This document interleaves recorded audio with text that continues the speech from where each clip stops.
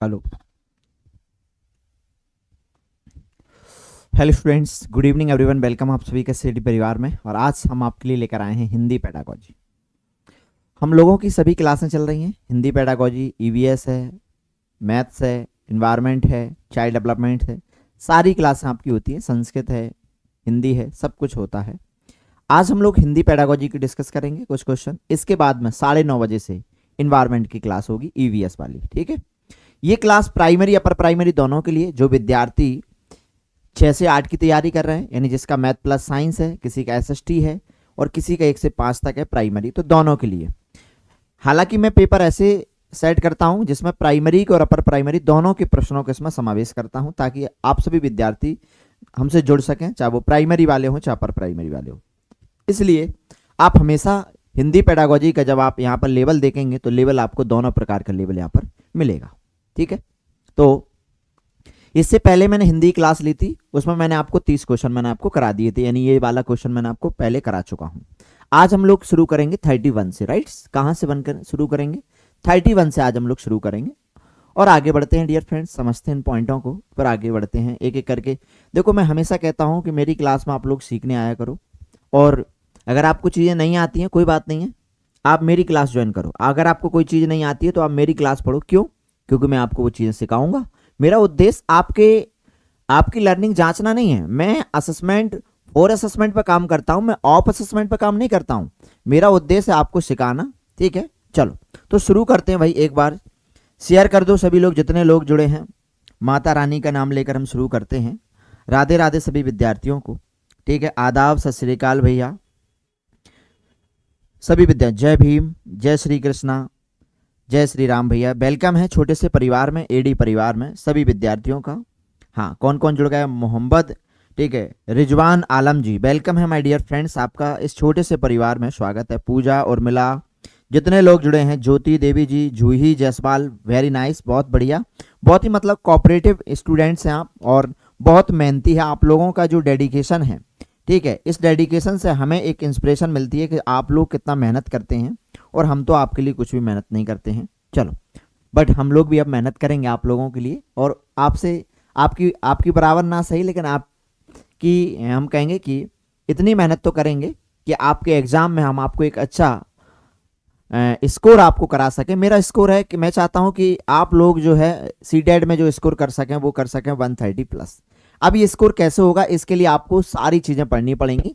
सारी मतलब है कि आपको कॉन्सेप्ट बहुत जरूरी आपको क्लियर है। जैसे अब आपसे पूछ रहा है कि पराभाषिक जागरूकता क्या होती है। ठीक है, यानी पराभाषिक जागरूकता क्या होती है, तो जब तक आपको अगर, ठीक है, फोनोलॉजिकल अवेयरनेस नहीं पता होगा, यानी अगर आपको भाषिक जागरूकता नहीं पता होगा, तो फिर आपको डियर फ्रेंड्स आपको पराभाषिक जागरूकता नहीं आएगा। राइट, यस या नो बोलो। मेरी बात से कितने लोग सहमत हैं कि सर हम बिल्कुल आपकी बात से सहमत हैं? चलो, तो डियर फ्रेंड्स हम लोग समझते हैं। यहां पर मैं आपको एक चीज मैं आपको समझाना चाहूंगा, जो हमेशा मैं अपनी क्लास में समझाता हूं। किसी विद्यार्थी कमेंट्स है, मैं एक बार इनके कमेंट्स को ले लेता हूं। हाँ, क्या कमेंट्स है भाई मेरे डियर फ्रेंड्स, आपकी क्या समस्या है? चलो, कोई बात नहीं है, आप हमारे नंबर पर कॉल कर लेना। बहुत सारे स्टूडेंट्स बैच ले लेते हैं लेकिन उनको समझ में नहीं आता। वो कहते हैं लाइव क्लास कब शुरू होगी? अबे लाइव के सेशन में जाओगे तो लाइव दिखाएगी। लाइव का सेशन आपका दोपहर में होता है। ठीक है, और लाइव के बाद वो क्लास रिकॉर्डेड में चली जाती हैं। अब आपको इन्वायरमेंट देखना है तो इन्वायरमेंट वाले फोल्डर में जाइएगा, सीडीपी देखना है सीडीपी वाले फोल्डर में जाइएगा, हिंदी देखना है हिंदी वाले फोल्डर में जाइएगा। ठीक है, रिकॉर्डेड का समय क्या है? रिकॉर्डेड का समय जो होता है वो दोपहर, ठीक है, 1 बजे से चलती है। सॉरी, 1 बजे से मैं क्लास लेता हूँ। ठीक है, लेकिन कल की टाइमिंग जो है वो आपको बता दी जाएगी। अब बहुत सारे स्टूडेंट सीधा एप्लीकेशन पर जुड़ जाते हैं और फिर वो कहते हैं कि सर हमको पता ही नहीं चल रहा। तो आप ऐसा करिएगा, अगर आप सीधा कोर्स परचेज करते हैं ना, तो आप सीधा इस नंबर पर मैसेज कर देना कि सर हमने आपका कोर्स परचेज कर लिया है, अब हमें आप इंफॉर्मेशन वाले ग्रुप में जोड़ दो। तो एक इंफॉर्मेशन ग्रुप भी है हमारा, ठीक है, जिसमें आपको इंफॉर्मेशन दी जाती है कि क्लास कौन सी कितने बजे होगी और कौन सी पीडीएफ कब अपलोड होने वाली है और किस फोल्डर में जाकर डाल दी गई है। तो ये आपको इस वाले पे मैसेज कर देंगे तो आपको मिल जाएगी। ठीक है, चलो आ जाएगा। शुरू करते हैं भाई, सेशन को आगे बढ़ाते हैं। और पहला क्वेश्चन आपके सामने है। देखो, परा शब्द कहीं भी लग जाए, जैसे अगर आप पढ़ते हैं, जैसे मैं आपको पढ़ाता हूं संज्ञान। राइट, पढ़ा है, बिल्कुल पढ़ा है सर आपने। फिर मैंने आपको याद हो, मैंने आपको, ठीक है, अधिसंज्ञान के बारे में भी बताया होगा कि सर बिल्कुल बताया है। ठीक है, यानी मैं इसको परासंज्ञान भी कह सकता हूं। यस या नो बोलो, हाँ या ना। सर इतनी सी बात है सर, ठीक है। यहां पर क्या लिखा है, यहां पर मैं इसको परा भी लिख दूं, ठीक है। तो सर इसका मीनिंग क्या होता है, बस वही तो मैं आपको समझाना चाहता हूं। देखो संज्ञान का मतलब क्या होता है, संज्ञान का मतलब होता है मानसिक क्रियाओं से। और परासंज्ञान क्या होता है, परासंज्ञान होता है सर मानसिक क्रियाओं से ही होता है परासंज्ञान का मतलब। लेकिन परा शब्द अगर किसी चीज पर लग जाए तो इसका मतलब होता है कि हम उस चीज पर दोबारा से क्या करें, विचार करें, दोबारा से उस चीज पर क्या करें, विचार करें। जैसे मैं कहता हूं कि ठीक है, चिंतन का परासंज्ञान क्या बनेगा, परासंज्ञान क्या बनेगा, तो चिंतन का परासंज्ञान बनेगा चिंतन पर चिंतन, ठीक है। जागरूकता का परासंज्ञान क्या बनेगा, जागरूकता पर जागरूकता बनेगा। तो कहने का मतलब है कि जहां परा लगा है, परा का मतलब होता है कि भाषा पर भाषा, देखो भाषा पर भाषा, यानी भाषिक जागरूकता पर भाषिक जागरूकता पर भाषिक जागरूकता, यानी आपके पास क्या आ चुकी है, आपके पास लिंग्विस्टिक अवेयरनेस आ चुकी है। तो लिंग्विस्टिक अवेयरनेस के ऊपर लिंग्विस्टिक अवेयरनेस आना एक प्रकार से हम कहेंगे, इसे हम लोग क्या कहते हैं, इसे हम बोलते हैं क्या, इसे हम कहते हैं पराभाषिक जागरूकता के नाम से जानते हैं। बोलो यस या नो, समझ में आया? चलो हाँ, यहां तक क्लियर है। ईबीएस की क्लास नाइट में होगी, अभी तो बताया, तो ईबीएस की क्लास 9:30 बजे होगी। पहले यहाँ फोकस करिएगा। आप लोगों क्वेश्चन के आंसर दे दे के थक जाते हैं, इसलिए ग्रुप में हम एक मेंबर खड़ा कर देंगे और वो आंसर देगा बिल्कुल। चलो, व्याकरण के नियमों का वर्णन करना बिल्कुल गलत होता है। ये देखना कि विद्यार्थी तृतीय भाषा में भाषिक संरचनाओं का ठीक है अनुपालन करते हुए कैसे सीखते हैं, बिल्कुल गलत है। भाषा के बारे में चिंतन करने और बात करने की योग्यता, अगर आपके पास भाषा के बारे में चिंतन करने की योग्यता है, ठीक है, या बात करने की योग्यता है, तो हम कहेंगे कि आपके पास क्या है, पराभाषिक जागरूकता है। क्या है, पराभाषिक जागरूकता है। तो इसका जो राइट ऑप्शन बनेगा वो हमारा सी बनेगा, ठीक है। अच्छा, ये कह रहा है कि ध्वनि और उसके अर्थ को समझना, ये तो बिल्कुल गलत है। राइट ऑप्शन क्या होगा हमारा, सी फॉर चेन्नई बनेगा। आगे बढ़ते हैं, नेक्स्ट क्वेश्चन पे चलते हैं। चलो, नेक्स्ट क्वेश्चन है आपके सामने, ये रहा आपके सामने अगला क्वेश्चन, 32वां क्वेश्चन है। आप इसका आंसर करो, फिर हमें बताइएगा क्या सही है क्या गलत है। चलो शेयर करो भाई सेशन को, ठीक है। ग्रुप में थोड़ी आज एनर्जी कम नजर आ रही है, राइट्स, कि हाँ सर ग्रुप में आज जो है एनर्जी कम है। एनर्जी लाओ भाई जल्दी से सभी लोग। रानी यादव, रिहा, परी सिंह जी, गुंजन, रोहित, ज्योति, भाग्यश्री कुमारी, पंकज जी, बुक्स, शिवी, चलो बहुत बढ़िया, मोहम्मद जी स्वागत है आपका, रितु। हाँ चलो अगला क्वेश्चन है, जल्दी आंसर करो, समय नहीं है।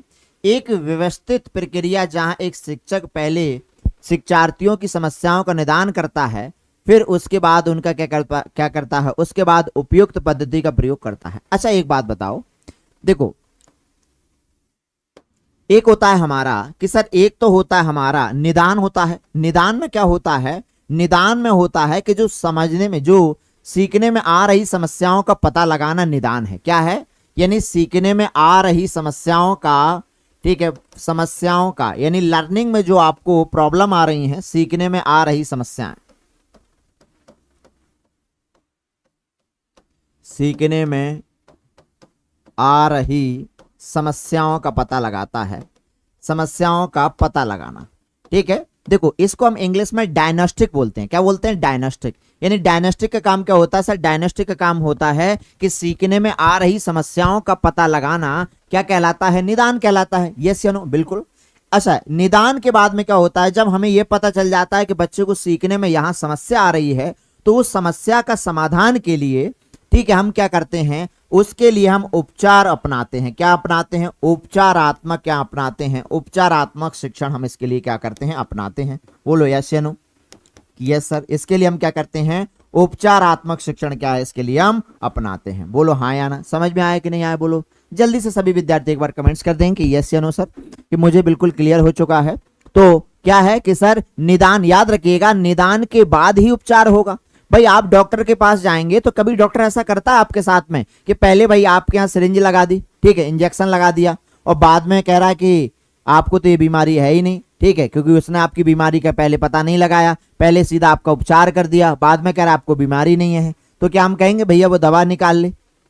तो पहले क्या करता है, पहले डॉक्टर निदान करता है, यानी पहले वो हमारी कमियों का पता करता है, और कमियों का पता करके फिर वो क्या करता है, उपचार करता है। तो क्वेश्चन में भी तो यही कहा गया है कि क्या कह रहा है कि एक व्यवस्थित प्रक्रिया, जहां व्यवस्थित मतलब एक सिस्टमैटिक, कि पहले निदान होगा उसके बाद में उपचार होगा। निदान हमेशा कमियों का पता लगाता है और उपचार क्या करता है, उनका समाधान करता है। यानी सीखने में आ रही समस्याओं का समाधान ही क्या कहलाता है, समाधान ही भैया क्या कहलाता है, रिमेडियल कहलाता है। बोलो यस या नो। क्या बनेगा आंसर हमारा यहाँ पर, A4 आगरा बनेगा। मतलब इतने आसान से प्रश्न है और इसके लिए भैया आप समय लेते हो, पर मैं कहूंगा अब आपको समय लेने की आवश्यकता नहीं है। चलो आ जाओ भैया अगले क्वेश्चन पे चलते हैं। तो लो भाई ये रहा मेरे प्यारे विद्यार्थियों अगला क्वेश्चन आपके सामने, पढ़ो अच्छे से। बहुत बढ़िया क्वेश्चन, मतलब तगड़े क्वेश्चन आ रहा है आज बहुत। मैं हमेशा कहता हूं मेरी क्लास में आए हो तो बाबू सीखने के लिए आओ, सीखने के लिए आओ। चलो अब आप आंसर करो। मैं पहले इसका आंसर नहीं बताऊंगा, पहले आप लोग इसका आंसर करिएगा समझ के साथ, बिल्कुल अंडरस्टैंडिंग के साथ। जुलिता कुमारी बहुत बढ़िया। डियर फ्रेंड्स अच्छे से आप समझिएगा क्वेश्चन को, ठीक है, इसके बाद आप आंसर करेगा। अच्छा मैंने हमेशा आपको, ठीक है, मैंने आपको रीडिंग स्किल के बारे में मैंने हमेशा डिस्कस किया है। बोलो यस या नो। ठीक है, मैं हमेशा कहता हूं कि भैया रीडिंग स्किल से आपके एग्जाम में क्वेश्चन आते ही हैं। तो सुनो भैया, पठन कौशल जो होता है हमारा, पठन कौशल की बात करते हैं डियर फ्रेंड्स। पठन कौशल, देखो पठन कौशल में मैं आपको बता देता हूं, थोड़ा सा मैं यहाँ पर समय लूंगा, लेकिन मैं समय जब ही लेता हूं जब आपको कुछ समझाना चाहता हूं। तो लो भैया यहाँ पर पठन कौशल जो है वो हमारा क्या होता है, पठन जो होता है, पठन कौशल जो है वो डियर फ्रेंड्स हमारा, ठीक है, यहाँ पर दो प्रकार का होता है। मैं सिंपल लैंग्वेज बता रहा हूं कि सर एक होता है सस्वर पठन। देखो सस्वर पठन क्या होता है कि सर जो बोल बोल कर पढ़ा जाता है उसे सस्वर पठन कहा जाता है। सुनो भैया ध्यान से, बोल बोल कर पढ़ा जाता है उसे सस्वर पठन कहते हैं। और एक होता है हमारा मौन पठन। मौन पठन कैसा होता है कि सर जो मन ही मन में पढ़ा जाता है वो मौन पठन कहलाता है। क्या कह रहा हूं मैं कि जो मन ही मन में पढ़ा जाता है उसे मौन पठन कहते हैं। अब मौन पठन के भी क्या होते हैं, प्रकार होते हैं। क्या होते हैं, मौन पठन के भी क्या होते हैं, प्रकार होते हैं। तो एक तो होता है भैया द्रुत गति से पठन होता है, द्रुत पठन होता है। क्या होता है, द्रुत पठन होता है। और एक होता हमारा कौन सा, एक होता हमारा कौन सा, गंभीर पठन होता है। ठीक है, सॉरी, एक हमारा ये हो गया द्रुत पठन हो गया, और एक हमारा विस्तृत पठन हो गया, विस्तृत पठन हो गया, विस्तृत पठन हो गया। और एक हमारा जो होता है वो गहन पठन होता है। अब मैं तीनों पठन आपको समझा रहा हूं मेरे डियर फ्रेंड्स, अच्छे से ध्यान समझ लो, क्योंकि आपके आंसर यहीं से निकलेंगे, यहीं से आने वाले हैं आपके आंसर। देखो मैंने क्या कहा कि पठन दो प्रकार का होता है। एक होता है सस्वर पठन जिसमें बच्चा लाउडली रीडिंग करता है, ठीक है, और प्राइमरी लेवल पर बच्चे को यही रीडिंग कराई जाती है। चलो, मौन का मतलब होता है कि बच्चे को मन ही मन में पढ़ाना, मौन रीडिंग होती है। इसको हम लोग सरसरी पठन भी कहते हैं। सरसरी, सरसरी मतलब होता है जो सरसरी निगाहें कहते हैं, मतलब बहुत फास्टली रीडिंग होती है। क्या होती है, बहुत फास्टली रीडिंग होती है। जैसे हम लोग सुबह सुबह ऑफिस जाते हैं और न्यूज़पेपर उठाते हैं, ऐसे देखते हैं और एक नजर में पढ़ लिया पूरा। ठीक है, तो ये एक प्रकार का कैसा पठन होता है, ये होता है हमारा कौन सा, ये जो होता है हमारा सरसरी निगाहों वाला पठन होता है। अच्छा, जब हम कोई चीज हम मनोरंजन के लिए पढ़ रहे हैं, याद रखिएगा, जब हम कोई चीज मनोरंजन के लिए, मनोरंजन के लिए अगर हम कोई चीज पढ़ रहे हैं, कोई कविता पढ़ रहे हैं, वहां पर हमारा कोई विशेष मीनिंग निकालना नहीं है, उसका अर्थ कोई विशेष अर्थ जानना नहीं होता हमारा, लेकिन केवल हम उसको एक मनोरंजन के लिए पढ़ रहे हैं, तो वो हमारा किस में आएगा, वो हमारा विस्तृत पठन होता है। याद रखिएगा, इसे इंग्लिश में हम लोग क्या कहते हैं, स्कीमिंग कहा जाता है। क्या कहते हैं, स्कीमिंग बोलते हैं इसको, स्कीमिंग कहते हैं। और ये जो होती है वो स्कैनिंग होती है। देखिए याद रखिएगा, स्कीमिंग और स्कीमिंग, स्कैनिंग, ठीक है। स्कैनिंग में क्या होता है कि सर हम जो पढ़ रहे हैं वो एक विशेष अर्थ के लिए पढ़ते हैं। ठीक है, जैसे मैंने आपको कोई पोयम, मैंने कहा मैंने आपको नोवेल दिया और मैंने कहा कि इसका कोई विशेष अर्थ आपको ढूंढना है। कहने का मतलब वहां पर मुझे कोई विशेष या ठीक है गहराई से अध्ययन कराना हो, तो वहां पर हम क्या करेंगे, तो यहां पर आप कहेंगे सर विशेष अर्थ जानने के लिए, विशेष अर्थ जानने के लिए या किसी चीज का एनालिसिस करने के लिए। याद रखिएगा, ठीक है, लास्ट ईयर कल परसों मैंने आपको पढ़ाया था हिंदी, तो वहां पर एक क्वेश्चन आया था कि अगर आपको बच्चों से विश्लेषण कराना है, एनालिसिस कराना है, तो आप कोई चीज का एनालिसिस कब कराओगे, जब आप उस चीज का क्या कराना चाहते हैं, जब आप उस चीज का विशेष अर्थ, ठीक है, बड़ी गहराई से रीड कराओगे, तब जाकर आप उस चीज का एनालिसिस कर पाएंगे। अब मुझे नहीं लगता कि मेरे विद्यार्थियों को अब डाउट होगा।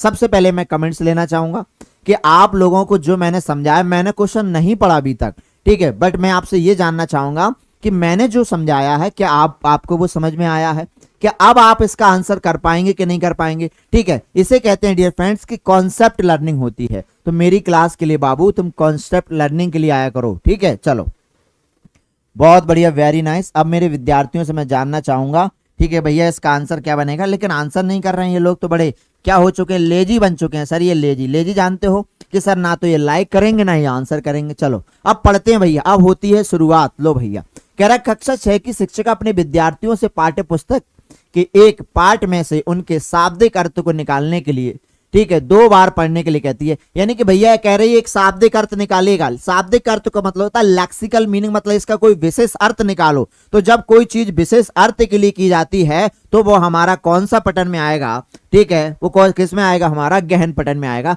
देखो आंसर निकला कि नहीं निकला। कभी आपको रटने की आवश्यकता कतई ही नहीं पड़ेगी, कतई ही नहीं पड़ेगी। चलो याद हो आज मैंने एप्लीकेशन पर 2 टॉपिक आपको पढ़ाए थे, लैंग्वेज और, ठीक है, लैंग्वेज और मदर टंग लैंग्वेज, भाषा और मातृभाषा। ठीक है, और ऐसे पढ़ाए हैं कि दोबारा कभी क्वेश्चन आ जाएगा तो आप लोग इसे आंख बंद कर भी सॉल्व कर देंगे। अब ये क्वेश्चन मैं आपको हर क्लास में समझाता हूं कि भैया जब नॉम चॉम्स्की आएंगे तो बाबू किसको लेकर आएंगे। नॉम चॉम्स्की जब आएंगे तो भैया किसकी बात करते हैं। देखो नॉम चॉम्स्की एक अमेरिकन भाषा वैज्ञानिक है। नॉम चॉम्स्की का कहना था कि बच्चे के पास भैया भाषा देखो नॉम चॉम्स्की ने कुछ ऐसे पॉइंट बताए हैं जो मेजर पॉइंट है, जो आपके एग्जाम के लिए बहुत ही इंपॉर्टेंट है। सबसे पहले नॉम चॉम्स्की ने यह कहा, नॉम चॉम्स्की साहब ने यह कहा कि भाषा जो होती है, पहले ध्यान से दीजिएगा सारी चीजों को, बहुत ही इंपॉर्टेंट कॉन्सेप्ट बता रहा हूं मैं आपको। नॉम चॉम्स्की ने कहा कि भाषा जो होती है वो जन्मजात होती है। लैंग्वेज, भाषा जन्मजात होती है, भाषा जन्मजात होती है, यानी बच्चे के पास भाषा पहले से ही होती है। आप बच्चे को ब्लैंक स्लेट मत समझो बाबू कि बच्चा कोरा कागज आया है यहीं से सीखेगा, नहीं, वो खुद लेकर आता है भाषा। भाषा जन्मजात होती है, यानी बच्चे के पास जन्म से ही भाषा होती है। दूसरा, वो कहते हैं कि भाषा जो होती है वो बच्चे जो होते हैं भैया, वो भाषा क्या होती है, भाषा को अर्जित करने की क्षमता भी लेकर आते हैं। यानी भाषा अर्जन क्षमता, भाषा अर्जन क्षमता भी क्या होती है, भाषा अर्जन क्षमता जन्मजात होती है। भाषा अर्जन क्षमता जन्मजात होती है, पहली बात तो यह है।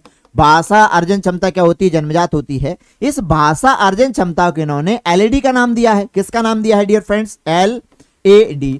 ठीक है भाई, LAD क्या होता है कि सर AD तो हमें पता है आपका नाम है, पर L क्या होता है, तो सुनो भैया, L का मतलब होता है लैंग्वेज, L का मतलब होता है लैंग्वेज, और A का मतलब होता है एक्विजिशन, लैंग्वेज एक्विजिशन डिवाइस। ठीक है, लैंग्वेज एक्विजिशन डिवाइस, ठीक है, डिवाइस, लैंग्वेज एक्विजिशन डिवाइस।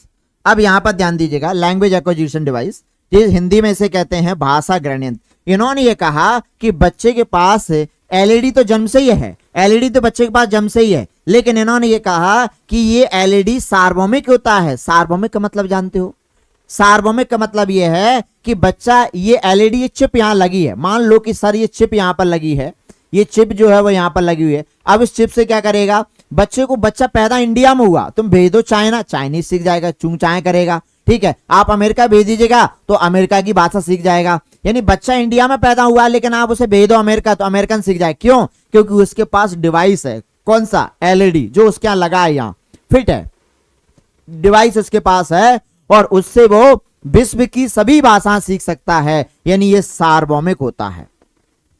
क्या होता है, ये सार्वभौमिक होता है। कैसा होता है, ये सार्वभौमिक होता है। और इसी से बच्चा क्या करता है, इसी से वो व्याकरण के नियम भी सीखता है भैया। यानी कि इसी से क्या करता है, व्याकरण के नियम भी सीखता है, व्याकरण के रूल्स बनाता है, व्याकरण के नियम भी बनाता है। किससे, LAD से। LAD से ही क्या करता है, वो व्याकरण के रूल्स भी बनाता है वो। अब आप खुद तय करो आंसर क्या होगा। वो तो हमको बिल्कुल गुमराह कर रहा है क्वेश्चन, लेकिन हम गुमराह नहीं होने वाले, क्योंकि हम तो भैया किसके विद्यार्थी हैं, हम तो AD एकेडमी के विद्यार्थी हैं। पर आप गुमराह कैसे हो सकते हैं कि सर LAD सार्वभौमिक होता है और इसी से व्याकरण के नियम सीखता है। कहने का मतलब है कि LAD के अंदर विश्व की सभी भाषाओं का व्याकरण होता है। लो भाई, और भी लिख देता हूं, LAD के अंदर क्या होता है, LAD के अंदर विश्व की एलईडी के अंदर विश्व की सभी भाषाओं का क्या होता है, सभी भाषाओं का व्याकरण होता है, व्याकरण होता है भैया। इसके अंदर विश्व की सभी भाषाओं का व्याकरण होता है, किसके अंदर? तो अब आंसर क्या बनेगा हमारा? B4 बॉम्बे बनेगा। लो भाई, इससे आसान लैंग्वेज में तो भैया कुछ नहीं होगा। एक बार भाई लाइक से ठोक दो बिल्कुल। रोहित कुमार, रेहा, गुंजन, किरण, रानी यादव, ये लोग जो हैं भैया ये लाइक नहीं करते हैं ना शेयर करते हैं। वीडियो कहाँ रुक रही है भाई? एक स्टूडेंट कमेंट कर रही है सर वीडियो रुक रही है। ठीक है, वीडियो रुक रही है। कविता कुमारी, बहुत बढ़िया। चलो बहुत बड़ी, समझ में आया कि नहीं आया? मेरी बात का पहले आंसर करिएगा। मैं कह रहा हूं कि आपको नॉर्म चॉम्स्की सांप की थ्योरी समझ में आ गई। अगर दोबारा क्वेश्चन आएगा गलत तो नहीं करोगे, बोलो हाँ या ना कि सर अब गलती नहीं होगी। ठीक है, अब हम लोग गलत नहीं करेंगे। आगे बढ़ते हैं भैया, अगले क्वेश्चन पे चलते हैं। और ये रहा तुम्हारा अगला क्वेश्चन आपके सामने। चलो बहुत अच्छा क्वेश्चन है। देखो भैया, जब आपके सामने ऐसे ऐसे क्वेश्चन आपके सामने आ जाएं, मैं आपको बता दूं, ये जो क्वेश्चन पेपर मैं आपको सॉल्व करा रहा हूं, ये मैं आपको डेट भी बता देता हूं, क्योंकि बहुत सारे विद्यार्थियों को लगता है पता नहीं सर कौन सा पेपर सॉल्व करा रहे हैं। तो भैया 6 से 8 का पेपर मैं आपको ये सॉल्व करा रहा हूं। 6 से 8 का ये हुआ था 10 जनवरी 2023 को। ठीक है, ये हुआ था सीटेट के एग्जाम में, अपर प्राइमरी में। ये जूनियर का है, ये पेपर 2 पे करा रहा हूं। अब आप देख सकते हैं कि जो लोग घबराहट है, जो फोबिया जिनके अंदर घुसा है कि सर एसएसटी हम कहेंगे अपर प्राइमरी में पेडागोजी टफ आती है। भैया टफ तब होती है जब आपको इसके कॉन्सेप्ट पता ना हो। अब यही क्वेश्चन आपको टफ बन जाएगा, लेकिन इस क्वेश्चन को अगर आपको इसका कॉन्सेप्ट पता है तो ये क्वेश्चन तुम्हारे लिए आसान बन जाएगा। देखो यहां लिखा क्या है, कह रहा है कि भाषा समृद्ध परिवेश। मतलब भाषा समृद्ध परिवेश होता क्या है? तो सुनो भैया। अच्छा, समृद्ध वर्ड तो जानते हो कि सर? बिल्कुल जानते हैं। जैसे कैसे कनेक्ट करें? अच्छा, आपने सुना हो कि सर ये परिवार बड़ा समृद्ध परिवार है, ये तो पढ़ा होगा आपने। कहते हैं कि यार वो परिवार बड़ा जो है वो समृद्ध परिवार है। समृद्ध परिवार का मतलब होता है कि सर एक ऐसा परिवार जिसमें सारी सुख सुविधाएं हैं, सारी फैसिलिटीज हैं, उसी को तो हम कहेंगे भैया ये क्या है, एक समृद्ध परिवार है। तो वैसे ही आप मान लो कि भैया भाषा समृद्ध परिवेश का मतलब होता है कि जहां पर भाषा को सीखने की सारी सुख सुविधाएं हैं, सारी फैसिलिटीज हैं, उसी को हम लोग कहते हैं भाषा समृद्ध परिवेश। बोलो हाँ या ना? चलो। अच्छा, कविता कह रही कि सर मेरा कल बर्थडे है। भैया मेरी तरफ से माय डियर सिस्टर तेरे को अभी से ठीक है ढेर सारी शुभकामनाएं हैं। चलो उम्मीद, अब इधर फोकस करिएगा, यहां पर ध्यान दो भैया। तो क्या बनेगा कि सर अच्छा भाषा समृद्ध परिवेश में बच्चे भाषा बहुत जल्दी सीखेगा। क्यों? क्योंकि वहां सारी फैसिलिटीज हैं, तो भाषा वो जल्दी सीखेगा। तो अब तुम खुद ही बताओ आंसर क्या बनेगा, बोलो हाँ या ना?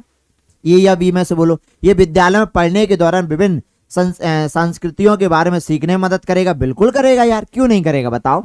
करेगा कि नहीं करेगा? बिल्कुल करेगा सर, इसमें सोचने की आवश्यकता ही नहीं है।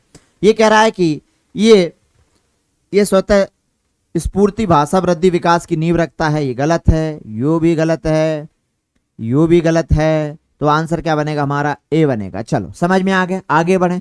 कोई डाउट यहाँ पर? आरती यादव जी कोई डाउट नहीं है? चलो भैया एसएन हो, आगे बढ़ते हैं। आप लोग कमेंट डाउट हो तो बता दिए करो, एस सर डाउट है, नहीं हो तो बता दिए करो कि सर डाउट है। देखो अब आप खुद समझ सकते हैं कि अपर प्राइमरी का कक्षा 8 लिखा है। ठीक है, प्राइमरी तो मैं ये पेपर आपको इसलिए करा रहा हूं ताकि दोनों विद्यार्थी इसको कर सकें। ठीक है जी, उनके अंदर डर भी खत्म हो जाए। और जब आप अच्छे लेवल के क्वेश्चन करोगे तो निम्न लेवल तो अपने आप सॉल्व हो जाएगा। चलो क्वेश्चन का आंसर करो भैया।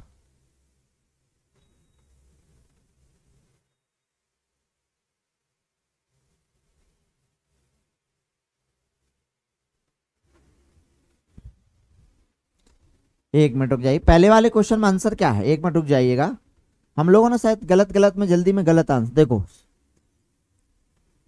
भाषा समृद्ध परिवेश में क्या होगा कि बच्चे के पास सीखने की सारी फैसिलिटीज होंगी। ठीक है, तो ये कह रहा है कि विद्यार्थी पढ़ने के दौरान विभिन्न संस्कृति के बारे में मदद करेगा। सांस्कृतिक कहां से आ जाएगा? क्या होगा? ये बच्चे को क्या करेगा? स्वतः मतलब अपने आप क्या करेगा? बच्चे के भाषा में वृद्धि और विकास में नींव रखेगा। बच्चा क्या करेगा? जब आप सारी सुख सुविधाएं दोगे, सारी फैसिलिटीज दोगे, तो वहां पर तो भैया बच्चा क्या करेगा? वहां पर भाषा को क्या कर पाएगा? वहां भाषा को स्वयं से सीख पाएगा। इसलिए आंसर हमारा बी बनेगा। ठीक है, कल्चर की यहां पर संस्कृति की बात कहां से आ जाएगी? ठीक है, चलो बहुत बढ़िया, आगे बढ़ते हैं। और ये रहा तुम्हारा अगला, तो इसका बी ऑप्शन है डियर फ्रेंड्स, ए नहीं है इसका, क्या है? बी ऑप्शन है। चलो आगे बढ़ते हैं। ये रहा तुम्हारा अगला क्वेश्चन आपके सामने।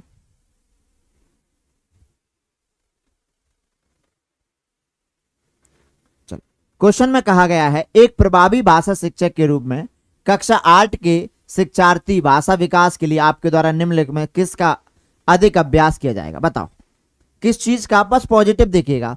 क्या नियमित रूप से परीक्षा, क्या हमें परीक्षाओं पर जोर देना चाहिए? बताओ क्या हमें परीक्षाओं पर? भाई भाषा विकास के लिए तो ज्यादा हो सके हम बच्चे को बोलने के मौके दे सकें, ठीक है, बच्चे को संदर्भ उपलब्ध कराएं ताकि वो क्या कर सके, अपने भाव और विचारों की अभिव्यक्ति कर सके। क्योंकि लैंग्वेज तो भैया बोलने से आती है, कहते हैं ना, ठीक है, कि भैया भाषा तो कैसे आएगी? प्रयोग करने से आएगी। जब तक आप उस चीज का यूज नहीं करेंगे, क्या हमें टेक्स्ट बुक पर जोर देना चाहिए? पाठ्य पुस्तक पर जोर देने से भाषा नहीं होगी। भाषा के लिए तो आपको क्या करेगा, ठीक है, यानी लक्ष्य भाषा में बोले और अंत क्रिया करने के लिए उन्हें अवसर प्रदान करना, कार्य और गतिविधियों के वास्तविक वस्तुओं का प्रयोग करना। अब आपको दो में से भैया एक को आपको तय करके बताना है, तो क्या आंसर बनेगा हमारा कि सर इसका जो राइट ऑप्शन बनेगा वो होगा कि हम जो बच्चा सिखा रहे हैं, ठीक है, देखो लक्ष्य भाषा क्या होती है? लक्ष्य भाषा वो होती है टारगेट लैंग्वेज जिसे हम सीख रहे होते हैं, जिसके लिए हम अनुभव अभ्यास प्रशिक्षण कर रहे होते हैं, वो हमारी टारगेट लैंग्वेज होती है। अब इसके लिए हमें क्या कराना है? बच्चे को ज्यादा से ज्यादा बोलने के मौके देने हैं, इंटरेक्शन कराना है, अंत्यक्रिया कराना है, तो बच्चा इस भाषा को आसानी से सीख सकेगा। तो आंसर क्या बनेगा हमारा? सी बनेगा। आगे चलते हैं नेक्स्ट क्वेश्चन पर। ये रहा तुम्हारा अगला क्वेश्चन। ये कह रहा है कि रूपात्मक आकलन में मदद करेगा। रूपात्मक आकलन को हम लोग इंग्लिश में कहते हैं फॉर्मेटिव असेसमेंट। तो फॉर्मेटिव असेसमेंट की बात हो रही है डियर फ्रेंड। फॉर्मेटिव असेसमेंट क्या होता? देखो फॉर्मेटिव असेसमेंट हमेशा बच्चों के लिए क्या करता है? सीखने के लिए होता है। पहली बात तो यह है कि सर ये सीखने के लिए होता है, सीखने के लिए, यानी यहां पर बच्चे में हमें क्या करना है? सीखने के लिए, मतलब बच्चे में सुधार करना है। क्या करना है? सुधार करना है। बच्चे को फीडबैक देना है, प्रतिपुष्टि देनी है, प्रतिपुष्टि देनी है, प्रतिपुष्टि हमें देनी है। तो आपको पता है ये फॉर्मेटिव असेसमेंट केवल सुधार के उद्देश्य से होता है, बोलो हाँ या ना।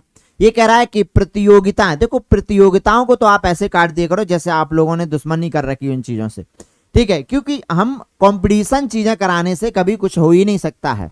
ये कह रहा है कक्षा में प्रतियोगिता, कक्षा का सृजन करना चाहिए, बिल्कुल गलत है, हमें कभी भी कंपटीशन नहीं कराना चाहिए। ये कह रहा है शिक्षण में शिक्षक की क्षमता का, भाई टीचर की क्षमता का असेसमेंट क्या होगा? आप बच्चे की क्षमता का असेसमेंट करो कि बच्चा इस कार्य को कर पाएगा कि नहीं कर पाएगा, इसलिए उसके अकॉर्डिंग उसको चीजें प्रोवाइड करा। सुधार करने हेतु शिक्षार्थियों में गुणवत्ता प्रति, ठीक है, यानी हमें बच्चों की लर्निंग पर जोर देना है, ठीक है। गुणवत्ता में क्या होता है? यानी हमें क्वालिटीज की बात की जा रही तो हमें क्वांटिटिव की, ठीक है, क्वालिटी की बात की जा रही है तो हमें क्वालिटी में आता है हमारा कि हमें बच्चों की लर्निंग पे जोर देना, हमें सिखाने पे जोर देना है। तो ये हमारे लिए पॉजिटिव है, ये तो बिल्कुल ही गलत है। राइट ऑप्शन हमारा क्या बनेगा? सी बनेगा। देखो समझ में आया कि नहीं है? एक बार जोर लगाओ भैया सभी विद्यार्थी, थोड़ा सा जोर लगा के आइया और हो जाएंगे भैया 150 पार, ठीक है। जल्दी से एक बार शेयर करो भाई। आप लोग पता नहीं शेयर नहीं करते, कभी कभार स्टेटस पे जगह दे दिया करो। आपका स्टेटस कम से कम 200 लोग देखते हैं तो तुम्हारे गुरुजी को भी तो देखेंगे कि ये सर पढ़ा रहे हैं, ठीक है, और हम लोगों तक हम लोग पहुंच पाएंगे। ये नैतिक कार्य कब करोगे तुम लोग? बताओ कब अपने हाथों को कष्ट दोगे,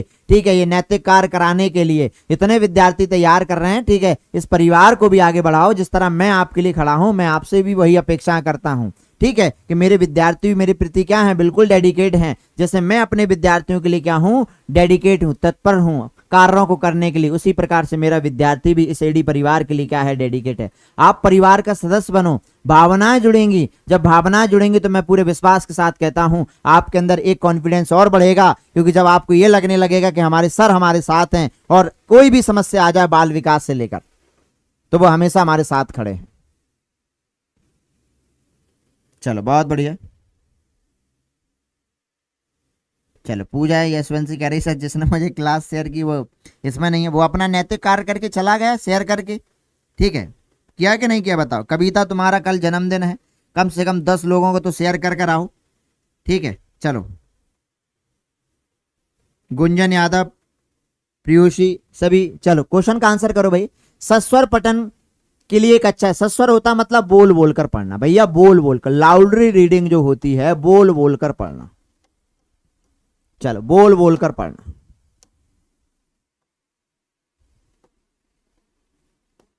आ जाओ। ये कह रहा है कि विद्यार्थियों को तीव्र गति से पढ़ने के योग बनाना। नहीं, लाउडली रीडिंग इसलिए नहीं कराई जाती, लाउडली रीडिंग कराई जाती है बच्चे के उच्चारण में सुधार करने के लिए, उच्चारण में सुधार के लिए, उच्चारण में सुधार के लिए भैया क्या होती है, लाउडली रीडिंग होती है। क्या होती है, लाउडली रीडिंग होती है। ये कह रहा है, ये तो पहला ऑप्शन तो हमारा कट गया। दूसरा कह रहा है कि पाठ्य पुस्तक में, ठीक है, साझा करने के योग बनाना। पाठ्य पुस्तक, क्या हम बच्चों को लाउड रीडिंग आप कराइए, आपकी टीचर ने भी तो आपको कराई होगी। बचपन में खड़े कर देते, खड़े हो जाओ, ठीक है, और बांचिएगा, और हम लोगों से कहते उंगलियां वहीं होनी चाहिए, ठीक है, बड़ी मार पड़ती थी। हम पड़ोसी को देखते थे, इसकी उंगली वहां पर है, वहां भी हम भी रख लेते थे। वो लाउड रीडिंग कराते थे कि एक वो पढ़ रहा है क्लास में, सब लोग उसके साथ कर रहे हैं अपनी फिंगर, तो जो पढ़ रहा है ना वो लाउड रीडिंग कर रहा है, ठीक है, ये भी कट गया। ये कह रहा है विद्यार्थियों को अपनी बारी की प्रतीक्षा कराने के योग, और ये कह रहा है विद्यार्थियों को विराम चिन्हों का प्रयोग करते हुए सही उच्चारण के साथ पढ़ना। हाँ, उच्चारण सुधार के लिए होता है हमारा सस्वर पठन होता है। सस्वर मतलब बोल बोल कर पढ़ना। क्या होता है, बोल बोल कर पढ़ना होता है। तो राइट ऑप्शन हमारा डी बनेगा। आगे चलते हैं डियर फ्रेंड्स अगले क्वेश्चन पर, और ये है तुम्हारा अगला क्वेश्चन। चलो, इसके बाद ईवीएस की क्लास लेंगे हम लोग। चलो, जिन लोगों को एप्लीकेशन पर एडमिशन ले हैं, क्लास का समय नहीं पता चल रहा है, क्लास कब होती है क्या है, तो आप लोगों से निवेदन है, आप इस नंबर पर मैसेज कर दें, कॉल कर दें, हम आपको व्हाट्सएप ग्रुप में जोड़ देंगे। पेड वाला ग्रुप अलग है, ठीक है, उसमें आपको पीडीएफ सारी इंफॉर्मेशन पहले से ही मिल जाती है, ठीक है। तो जो लोग 399 में कोर्स ले चुके हैं, ठीक है, आप लोगों को बता दें सीटेट का प्राइमरी, अपर प्राइमरी। और सुनो भैया, एक अच्छी खुशखबरी आप लोगों के लिए कि जो विद्यार्थी एसएसटी का बैच लिए हैं 399 रुपए में, ठीक है, और जो विद्यार्थी मैथ प्लस साइंस का बैच लिए हैं 399 रुपए में, तो सुनो आपके लिए खुशखबरी यह है कि आप लोगों के लिए, ठीक है, मैंने, ठीक है, पीडीएफ पीपीटी फॉन्ट में रेडी की है, समझ रहे हो, चित्रों के साथ। मतलब आप साइंस पढ़ोगे तो ऐसा लगेगा कि सर, जैसे आप बाल विकास पढ़ते हो ना मेरी क्लास में, कि सर हाँ पढ़ते हैं, और वहां पिक्चर के साथ पढ़ते हो, वैसे ही आप लोगों के लिए मैथ प्लस, ठीक है, मैथ की क्लास है, ठीक है, मतलब साइंस की क्लास है, मैथ तो नहीं हो सकती, साइंस की क्लास है, उसी में तैयार की गई है ताकि आपको अच्छी समझ के साथ, अच्छे कॉन्सेप्ट के साथ आपको पढ़ा सकें। चलो, तो आप लोग इस पर कॉल कर लेना, मैसेज कर लेना। चलो, क्वेश्चन का आंसर करो भाई सभी विद्यार्थी, और आगे बढ़ते हैं नेक्स्ट पॉइंट पर।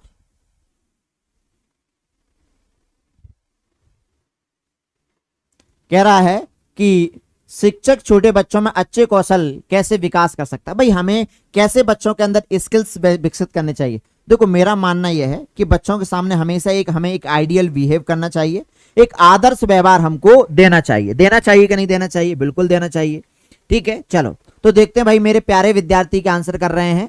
ये कह रहे हैं कि सर, प्रक्रमण का मतलब होता है थीम। पहले मैं आपको बता दूं, थीम होता है, ठीक है, यानी प्रक्रमण, और ठीक है, थीम मतलब कहेंगे विषय, विषय वस्तु, विषय वस्तु, ठीक है, थीम मतलब विषय वस्तु। पर ये शब्द सीमा स्पष्ट नहीं, मतलब कोई विषय पर हम बच्चों को स्पष्ट बता दें कि भैया तुम्हें इतने शब्द लिखने हैं, इतने शब्दों में उत्तर देना है। इससे क्या एक कौशल बच्चे के अंदर बिल्ड हो सकते हैं। चलो, ये कह रहा है विद्यार्थियों ने जो अच्छा कार्य किया है उसकी प्रशंसा करते और उन्हें सुधार की विशिष्ट टिप्पणी। हाँ, ये कह रहा है कि विद्यार्थी अगर कुछ अच्छा कर रहे हैं तो हम उसकी प्रशंसा कर सकते हैं, और कैसे उसको सुधारना है, कैसे उसको इंप्रूव करना है, उसके लिए हम बच्चों को क्या कर सकते हैं, एक टिप्पणी हम वहां पर कर सकते हैं। तो ये हमारे लिए सबसे बेस्ट लग रहा है। बट सी कह रहा है विद्यार्थियों को अच्छी लिखावट लिखने के लिए कहना। देखो, अच्छी लेकर लिखाने से बच्चे के अंदर केवल राइटिंग स्किल बिल्ड होगा, बाकी उनका लैंग्वेज का जो स्किल है वो बिल्ड नहीं हो पाएगा। तो ये तो हमारा गलत है। और आपको पता है कि सर केवल से तो हमारी दुश्मनी है। बोलो, जहां केवल आएगा उसको क्या करेंगे, क्रॉस कर देंगे। क्या कर देंगे भैया, क्रॉस कर देंगे। बोलो हाँ या ना, क्या कर देंगे सर, क्रॉस कर देंगे। तो आंसर तो भैया हमारा C4 चेन्नई बन जाएगा। क्या बनेगा भैया, C4 चेन्नई बन जाएगा। आगे बढ़े डियर फ्रेंड्स, नेक्स्ट क्वेश्चन पे चलें। बोलो हाँ या ना, ठीक है, क्या करें, आगे बढ़ते हैं सर। और ये रहा तुम्हारा अगला क्वेश्चन आपके सामने। चलो आंसर करो भाई।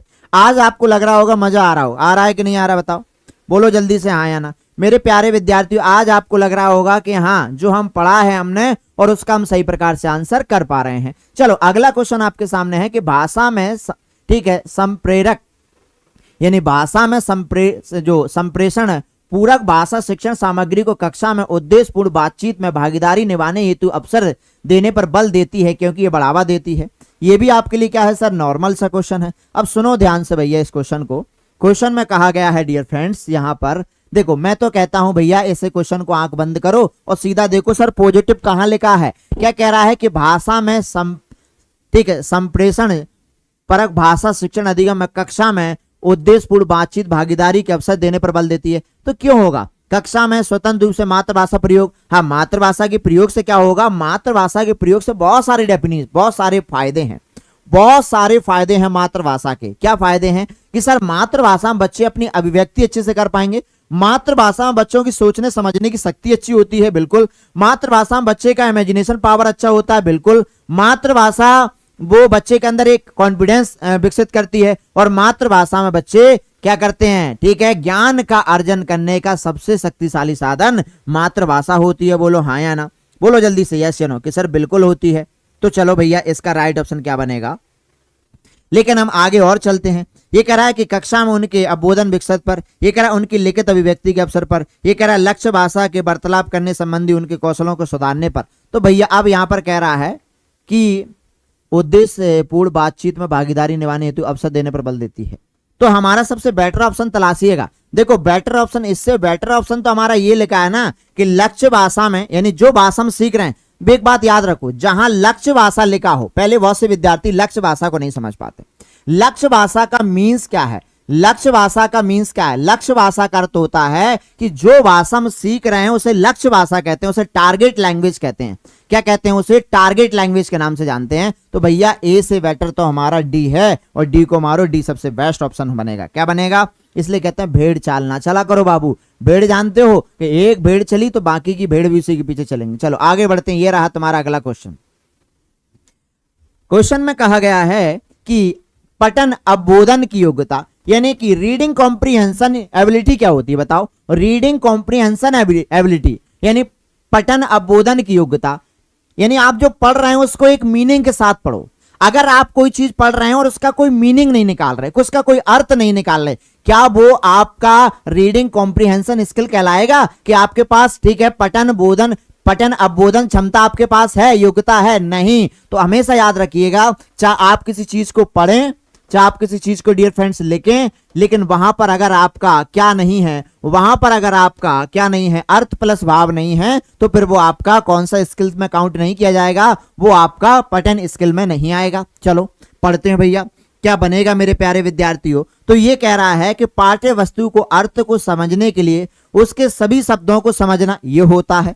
दूसरा कह रहा है कि लिखित संकेतों को उससे संबंधित ध्वनियों से अनुवादित करके, ठीक है, प्रभावपूर्ण पढ़ने हेतु अक्षरों के प्रत्यक्ष और डिकोड करने से, अर्थ निर्माण हेतु पाठ्य वस्तु के साथ साथ अंत क्रिया करना। देखो हम जो पढ़ रहे हैं अर्थ का, उसका एक अर्थ का निर्माण कर सकें, और साथ में हम अंत क्रिया मतलब हम वार्तालाप भी कर सकें, इंटरेक्शन भी कर सकें। तो भैया इससे बेटर तो हमारा ये लिखा है, क्या बल्कि हमारा डी फॉर दिल्ली लिखा हुआ है।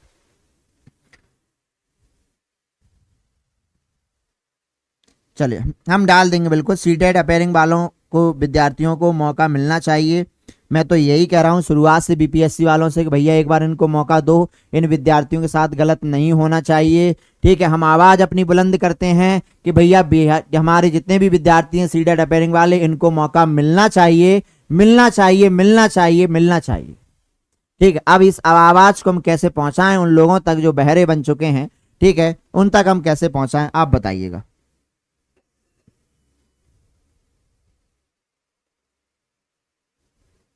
चलो बताओ क्या आंसर बनेगा इसका। हाँ, सब्सक्राइब नहीं कर रहे हैं कि सर ये नहीं करेंगे, आज ये मूड में आए हैं विद्यार्थी और आज ये सब्सक्राइब नहीं करेंगे। करेंगे कि नहीं करेंगे? पहले सबसे पहले लाइक करो यार, इतने लोग जुड़े हैं, बताओ। एक लाइक आप सभी विद्यार्थियों से, जाओ भाई सभी लोग। ज्ञानशु शॉर्ट भैया, प्रीति, सनाया, कोमल ठाकुर, संगीता त्रिपाठी, बाकीलाल यादव जी, ठीक है। हमारे यूपी बिहार वाले कहाँ चले गए रहुआ लोग? सब्सक्राइब करो भाई सभी लोग, एवरीवन, जितने लोग जुड़े हैं, ठीक है। एक सब्सक्राइब एडी सर के नाम करोगे कि नहीं करोगे? कि बिल्कुल करेंगे सर, एक सब्सक्राइब एडी के नाम, ठीक है। चलो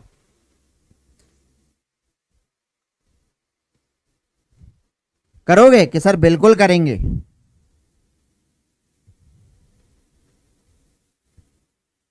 और भैया आप लोगों की दिवाली की छुट्टी कब से कर दें हम लोग? परसों से, ठीक है,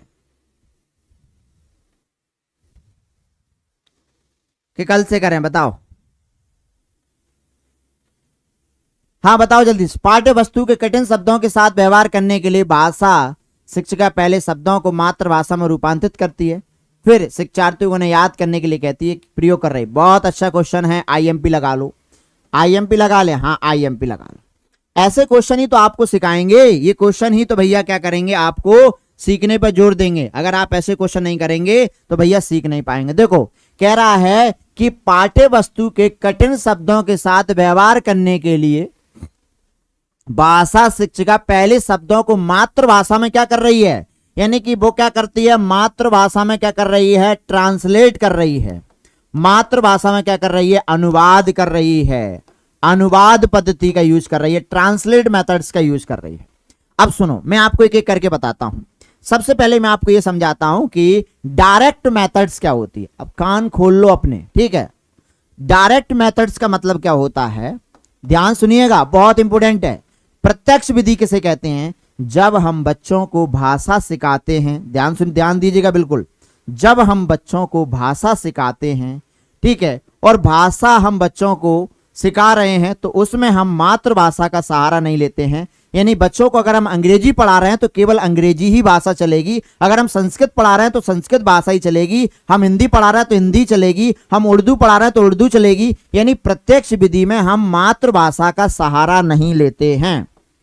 क्या याद रखोगे कि सर इसमें हम मातृभाषा का सहारा, मातृभाषा का सहारा नहीं लेते हैं, मातृभाषा का सहारा नहीं लेते हैं। और मातृभाषा का सहारा नहीं लेते हैं तो इसका मतलब है कि यहां पर सर ट्रांसलेट मेथड तो आ ही नहीं सकती है, क्योंकि ट्रांसलेट मेथड वहां पर आएगी जहां पर हम अपनी मातृभाषा का सहारा लेंगे। इसका मतलब यह कि सर इसका आंसर बी तो कभी नहीं बन सकता। क्यों? क्योंकि प्रत्यक्ष विधि में जब हम बच्चों को भाषा पढ़ाते हैं तो वहां पर मातृभाषा का सहारा नहीं लेते हैं। इस मेथड का यूज किया था, मैं पहले दिल्ली में एक स्कूल में पढ़ाता था तो मैंने इस विधि का यूज किया था। मैंने उसी समय से पेडागोजी में प्रैक्टिकल करता था। तो एक बच्ची हमारे पास आई थी देहरादून से, दिल्ली में, ठीक है, दिल्ली में वो पढ़ने के लिए आई थी हमारे स्कूल में। तो उसको इंग्लिश नहीं आती थी, और उस दिन क्लास में क्या था, ठीक है, इसी मेथड से क्या हो रहा था, टीचिंग हो रही थी। तो अब उस क्लास में पहले बता दीजिएगा बेटा यहां पर आप लोग अपनी मदर टंग का यूज नहीं करोगे और ना मदर टंग आप यहां पर प्रयोग कर सकते हैं, ठीक है। तो अब उस बच्ची को जाना था वॉशरूम, अब उसको नहीं आता था। तो इसमें क्या होता है कि उसको जिस लैंग्वेज का यूज कर रहे हैं ना, वही लैंग्वेज आपको बोलनी पड़ेगी। आप अपनी मदर टंग में नहीं कह सकते, ठीक है, आपको उसी भाषा में उसका क्या करना पड़ेगा, ठीक है। तो उस बच्ची ने क्या किया कि पहले दूसरे बच्चे को देखा, ऑब्जर्व किया, ठीक है, कि ये बच्चे ने क्या बोला और ये बच्चा कहां गया है, और उसके बाद उसने भी बोलने का प्रयास किया। तो इस तरीके से बच्चे को भाषा सिखाई जाती है, किसमें, प्रत्यक्ष विधि में, ठीक है। चलिए प्रत्यक्ष विधि में समझ में आया, तो बी आंसर तो नहीं बनेगा।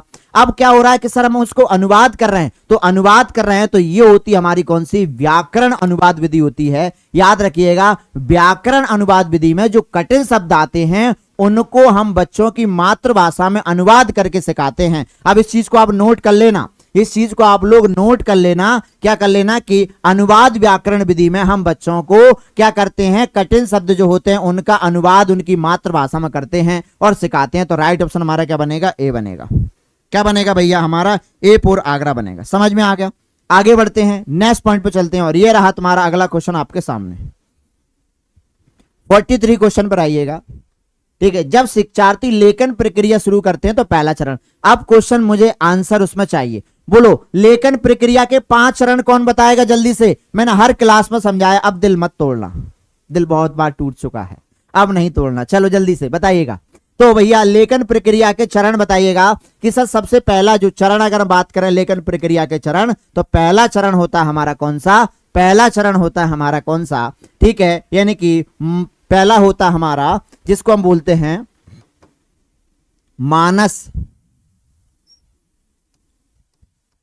मानस मंथन बोलते हैं।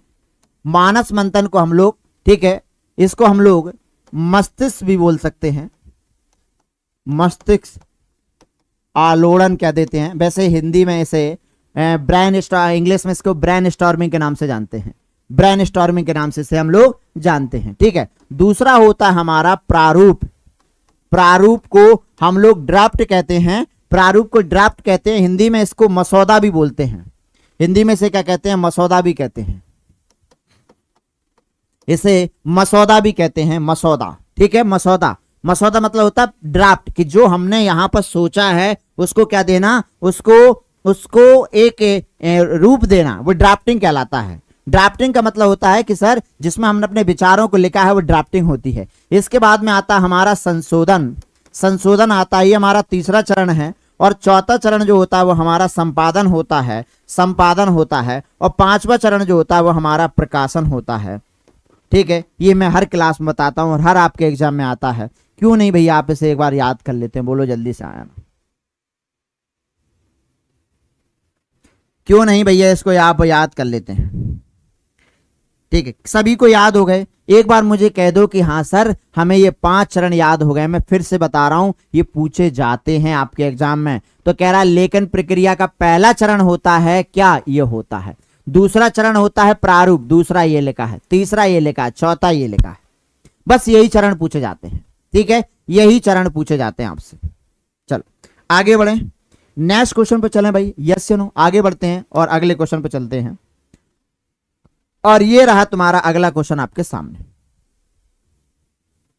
अगले क्वेश्चन पर आइएगा। चल, और जो लोगों ने भैया पेड कोर्स लिया, मैं आपको बता दूं, अब दिवाली की छुट्टी मिलेंगी। जो वीडियो हो चुके उनको देख लेना, उनको पीडीएफ को पढ़ लेना। ठीक है, क्योंकि इसके बाद आपके पास समय नहीं मिल पाएगा। एक भाषा शिक्षक को शिक्षार्थियों का आकलन करते समय, ठीक है, ध्यान केंद्रित करना चाहिए किस चीज पर? बताओ, आप एक लैंग्वेज के टीचर हैं और आपको किस चीज पर आपको जो है वो ध्यान केंद्रित करना चाहिए? बताओ जल्दी से, किस चीज पर जो है वो आपको ध्यान केंद्रित करना चाहिए?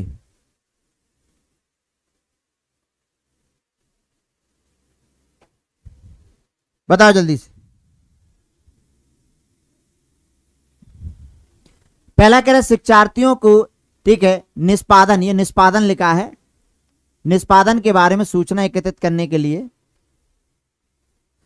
विविध तरीकों का प्रयोग करना। ठीक है, यानी निष्पादन का मतलब होता है परफॉर्मेंस, परफॉर्मेंस। निष्पादन का मतलब क्या होता है? परफॉर्मेंस होता है।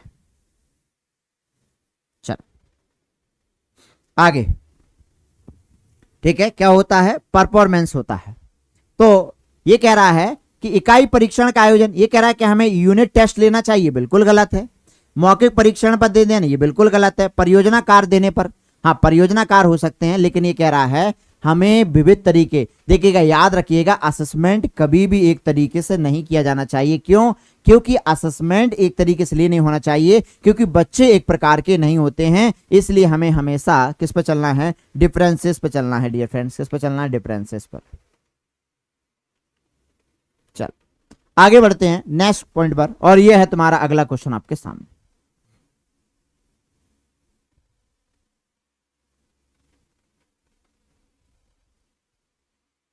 ये रहा तुम्हारा 45वां क्वेश्चन। भाषा सीखने के बारे में निम्नलिखित में से कौन सा कथन सत्य है? यानी आपको एक स्टेटमेंट बताना है जो सही है। चलो, जो बाद में आए भाई लाइक करो सेशन को, सभी विद्यार्थी जो बाद में जुड़े हैं।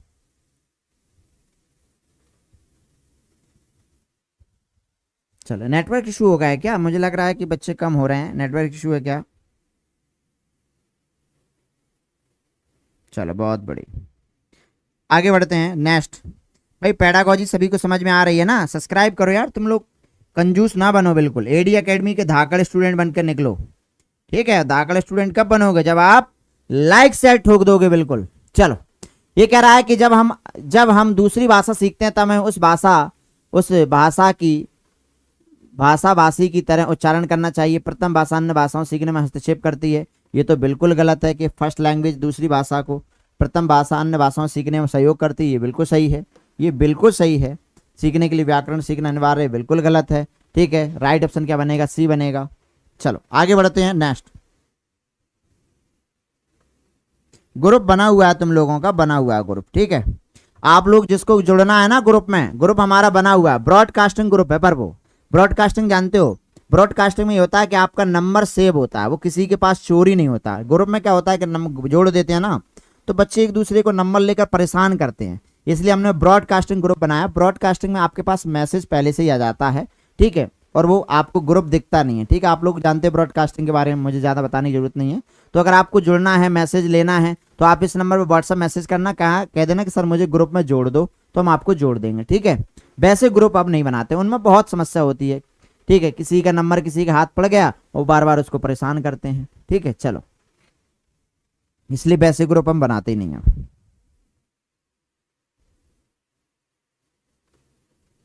चलो बहुत बढ़िया, जल्दी आंसर करो भाई, क्या बनेगा इसका। ये कह रहा है कक्षा 7 की शिक्षिका एक है, ठीक है, पंक्ति कविता के पठन उपरांत कार्य के रूप में शिक्षार्थियों की सूखी पंक्तियों में से विभिन्न जानवरों की तस्वीरें बनाने के अपने कार्य को समाप्त करने के लिए शिक्षार्थियों को कुछ गतिविधियां कहती है। क्यों कर रही है भाई बताओ। वो व्यस्त रख रही है, वो भाषा के साथ कला को समेकित कर रही है, वो विद्यार्थियों को सूक्ष्म मोटर कौशलों को विकास करने का प्रयास कर रही है भाषा के जानवरों के साथ। बताओ बताओ क्या बनेगा, ABCD, जल्दी करो भाई सभी लोग। ठीक है, बोलो क्या बनेगा। कि सर यहां पर अगर हम देखें इसका आंसर की अगर हम बात करें, 45वां हो गया हमारा, बताओ।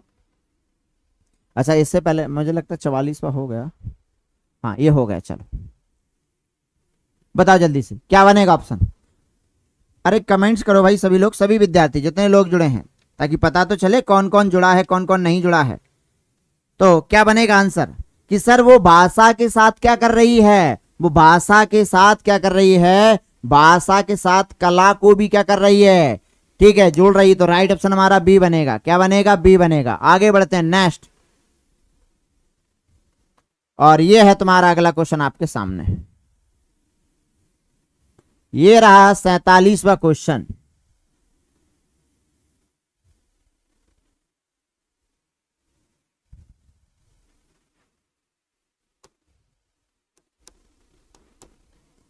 भारतीय कक्षाएं अपनी प्रकृति में बहुभाषिक हैं। बिल्कुल है भाई, अपनी प्रकृति में भाई हमारे भारत में एक भाषा थोड़ी है, हमारे भारत में भैया अनेक भाषाएं हैं।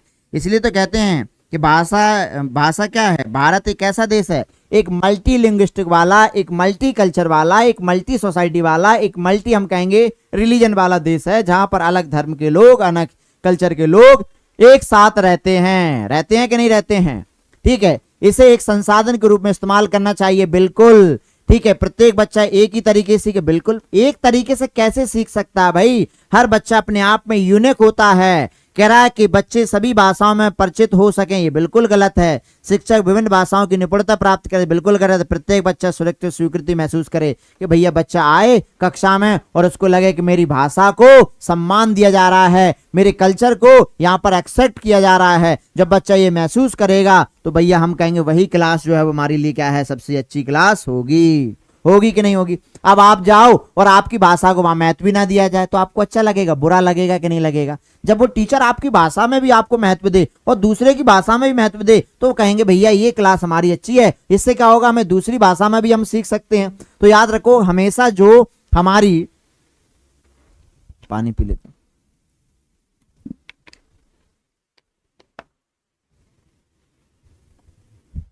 चलो, तो ये कह रहा है कि गहन पठन रणनीति बल देती है। गहन किस पर देगी भैया, बोलो। आनंद के लिए पढ़ना, विशेष जानकारी के लिए, ठीक है, संपूर्ण समझ के लिए पढ़ना। गहन की बात कर रहा है, गहन किस पर जोर देगी, बोलो जल्दी से। गहन किस पर जोर देगी, बोलो। आनंद के लिए ये तो गलत हो जाएगा। अब हमारा आंसर जो है वो दो में से एक बनेगा। बताओ क्या बनेगा, बी बनेगा कि सी बनेगा, बोलो। बी बनेगा कि सी, बी बनेगा। कि गहन मतलब होता है कि हम विशेष जानकारी एकत्रित कर सकें इसके बारे में। ठीक है, अब यहां पर हमारा संपूर्ण समझ नहीं होगा, यहां पर हमारा बी बनेगा। बी पर बॉम्बे बनेगा। क्या बनेगा, बॉम्बे बनेगा। आगे बढ़ते हैं नेक्स्ट, और यह है तुम्हारा अगला क्वेश्चन आपके सामने, 49वां क्वेश्चन। 49वें क्वेश्चन पर आइएगा। राहुल, जितने लोग जुड़े हैं। इसके बाद ईवीएस की क्लास है भैया। किसकी क्लास है, ईवीएस की क्लास है। ईवीएस जानते हो कि सर बिल्कुल जानते हैं, ईवीएस नहीं जानेंगे हो ही नहीं सकता ऐसा। तो इसके बाद बाबू ईवीएस की क्लास है। ठीक है, ईवीएस में हम आपको आज 30 क्वेश्चन करवा देंगे। ठीक है, जो लोग प्राइमरी की तैयारी कर रहे हैं, इसके बाद ईवीएस की क्लास। ये कह रहा है कि सर्वाधिक उचित विकल्प का चयन करते हुए निम्नलिखित कथनों को पूरा कीजिएगा। ठीक है, उदीयमान पाठक के लिए चित्र पटन एक में, ठीक है, मूल्यवान संसाधन हो सकता है। ठीक है, तो हो सकता है बिल्कुल, क्यों नहीं हो सकता, बाय नॉट, बिल्कुल हो सकता है। ठीक है, और ये महत्वपूर्ण संकेत उपलब्ध कराता है, कहानी में क्या हो रहा है ये भी सही है। पहले ही मार दो इसको, छोड़ो सब, हटाओ, फर्स्ट ऑप्शन होगा। ठीक है, कि भाई हम बच्चों को चित्रों के द्वारा पढ़ा रहे हैं, तो ये तो बहुत बढ़िया है। ये रहा तुम्हारा अगला क्वेश्चन। एक प्रभावी अनुच्छेद लेखक में शामिल है। एक प्रभावी अनुच्छेद हम कहेंगे कि एक इफेक्टिव डिक्टेशन क्या होगी, बताओ। एक आर्टिकल क्या होगा, बोलो क्या होगा, एक आर्टिकल क्या होगा, बोलो क्या होगा एक आर्टिकल। तो पहला कह रहा है कि जो सुपाठ एवं अच्छी लिखावट, विषय वस्तु में कठिन शब्द, विचार प्रस्तुति सुसंगत, विद्यार्थियों को शामिल करने के लिए अलंकारिक भाषा। अच्छा क्वेश्चन है, पढ़ो इसको।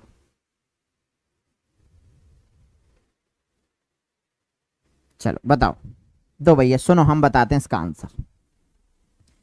देखो, लेखन का मतलब ये नहीं है, लेखन का मतलब होता है कि हम जो पढ़ रहे हैं, ठीक है, वो हमारे विचारों, देखो हम जो लिख रहे हैं विचारों को प्रस्तुतिकरण, और सुसंगत होना बहुत जरूरी है, सुसंगतता होना बहुत जरूरी उनके अंदर।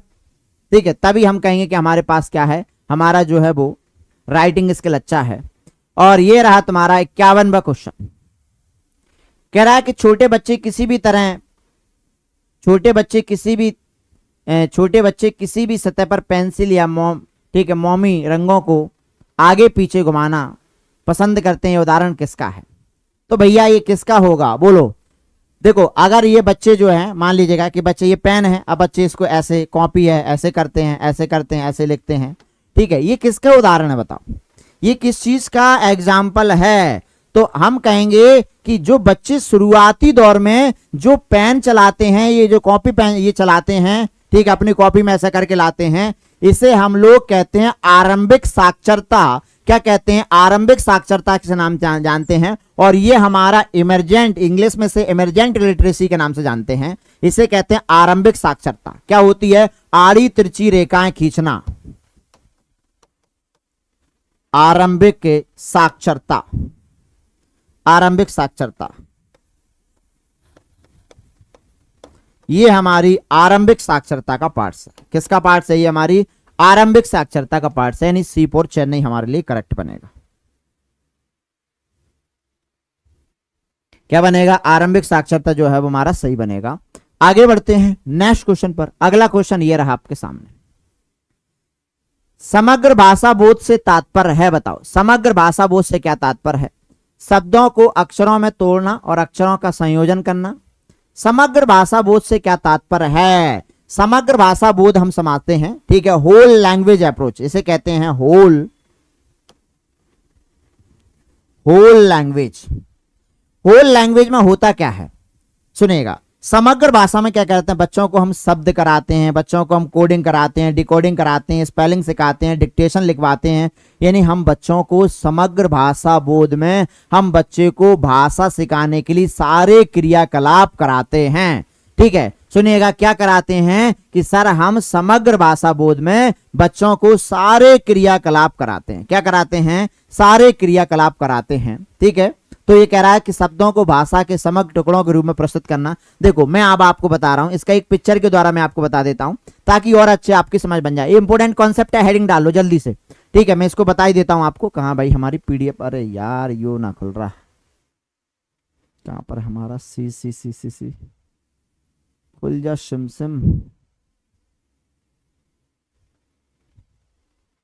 सीटेड मैटर कहां है हमारा।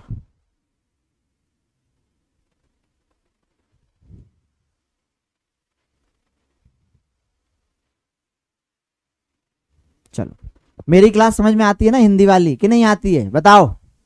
हिंदी वाली क्लास आती है समझ में, कि सर बिल्कुल आती है। नहीं आती तो सर हम जुड़ते का है फिर आपकी क्लास में, ये बात भी सही है भाई। तो हम आपको बता रहे हैं समग्र भाषा। अरे यार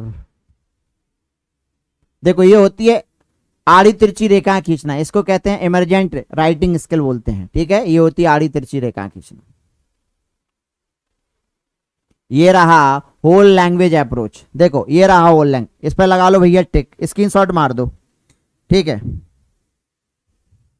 गुड इवनिंग भैया, मुस्कान आ गई, बताओ मुस्कुराते हुए, लेट आती है और लेट जाती है। चलो, क्या कह रहा है, समग्र भाषा अप्रोच में क्या होता है। देखो समग्र भाषा में क्या होता है, आप ध्यान समझ लीजिएगा, फिर आप कहते हो कि सर वो समझ में नहीं आ रहा। तो हम क्या करते हैं, देखो हम इसमें बच्चों को छोटे छोटे पार्ट्स में प्रस्तुत कर रहे हैं, बच्चों को शेप्स करा रहे हैं, बच्चों को स्पेलिंग करा रहे हैं, डिकोडिंग करा रहे हैं, फोनिक्स करा रहे हैं, ठीक है, प्रेडिक्टेशन करा रहे हैं, कंटेक्स्ट करा रहे हैं, ठीक है, ये सब कुछ कराया जाता है किसमें, ठीक है, और अलग अलग टुकड़ों में कराया जाता है, ठीक है, कैसे कराया जाता है, टुकड़ों में कराया जाता है, ठीक है। चलो हाँ आगे बढ़े, नेक्स्ट पॉइंट पे चलें भाई।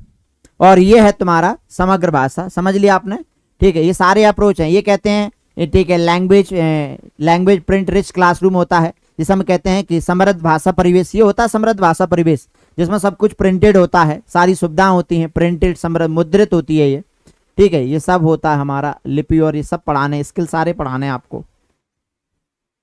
ये पेड बैच में आपका जो क्लास चल रही है ना, आज तीसरी क्लास हुई थी पेड बैच में, जो लोगों ने 399 में कोर्स ज्वाइन किया है ना, उनको, ठीक है, यही चीजें पढ़ाई जा रही हैं वहां पर एप्लीकेशन पर, पूरा कंप्लीट।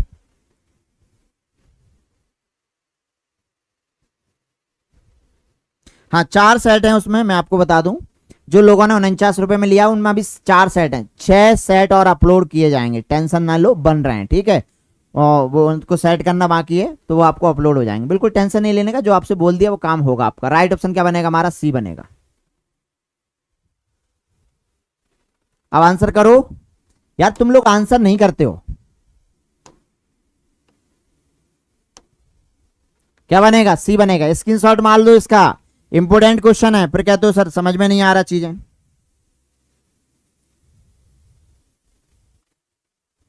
चलो अगले क्वेश्चन पे चलते हैं, और ये रहा तुम्हारा अगला क्वेश्चन, जल्दी करिएगा, ठीक है, 2 क्वेश्चन और हैं इसके बाद में, फिर इसके बाद में 9:30 से क्लास होगी हमारी, किसकी, ईवीएस की क्लास होगी, किसकी होगी भैया, ईवीएस की।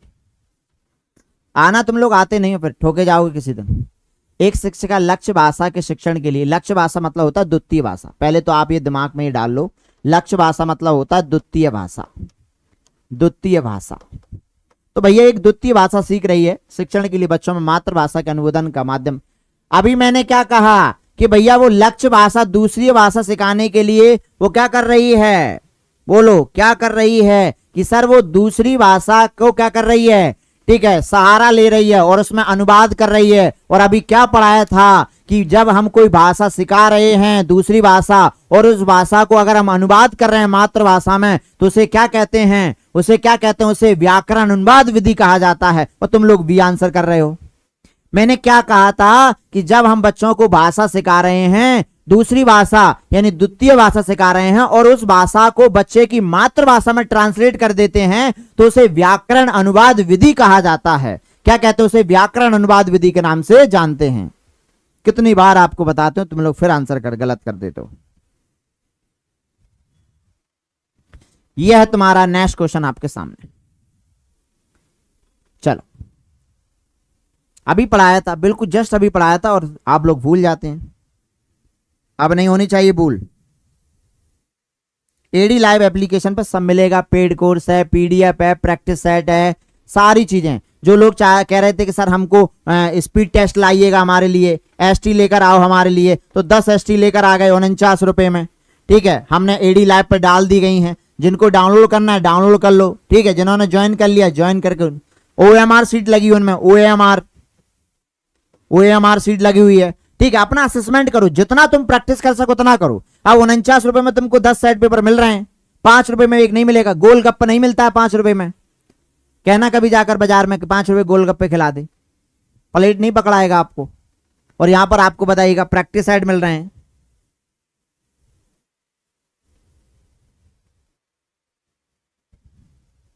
बताओ 54 क्वेश्चन का आंसर क्या होगा।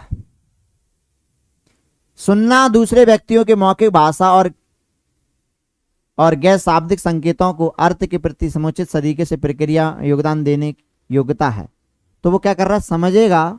याद करना तो गलत है, समझना विश्लेषण ये सही है हमारा, बी बनेगा। सी कैसे बनेगा, ठीक है। परखना और विश्लेषण करना, ये दोनों में एक ही तो आ जाएगा, ये दोनों का मतलब एक ही तो है, फिर हटाओ इसको, बी बनेगा। और आज का अंतिम प्रश्न आपकी स्क्रीन पर, आज का अंतिम प्रश्न आपकी स्क्रीन पर डियर फ्रेंड्स, आज का अंतिम प्रश्न बताओ जल्दी से, क्या बनेगा आज का अंतिम प्रश्न, बोलो।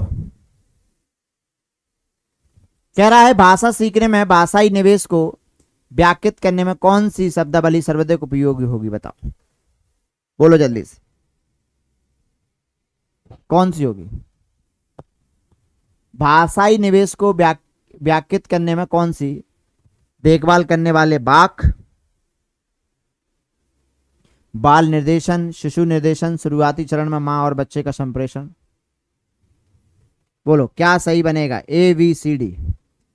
तो कह रहा है कि भाषा सीखने में भाषाई निवेश की व्याख्या करने में कौन सी शब्दावली, ठीक है, सर्वाधिक उपयोगी होगी। तो पहले हम बात करते हैं कि देखभाल करने वाले बाक, बाक निर्देशन बाक, ठीक है, ठीक है। तो इसका जो है वो हमारा डी ऑप्शन सही है, शुरुआती चरण में मां और, ठीक है, बच्चे का संप्रेषण। भाषा सीखने में भाषाई निवेश को व्याख्यात करने में कौन सी शब्दावली सर्वाधिक उपयोगी है। थोड़ा सा क्वेश्चन में घुमा दिया गया है, भाषा सीखने में भाषाई निवेश को व्याख्यात करने में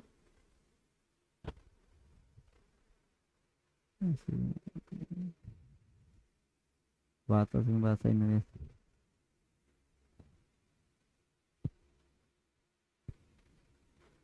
इसमें से दो आंसर बन सकते हैं, हमारा ए भी बन सकता है, ये भी बन सकता है, ठीक है। मेरे हिसाब से इसका डी होना चाहिए, ठीक है। लेकिन सीटेट इसका जो ऑफिशियल आंसर मानता है ना, वो मानता है ए ऑप्शन।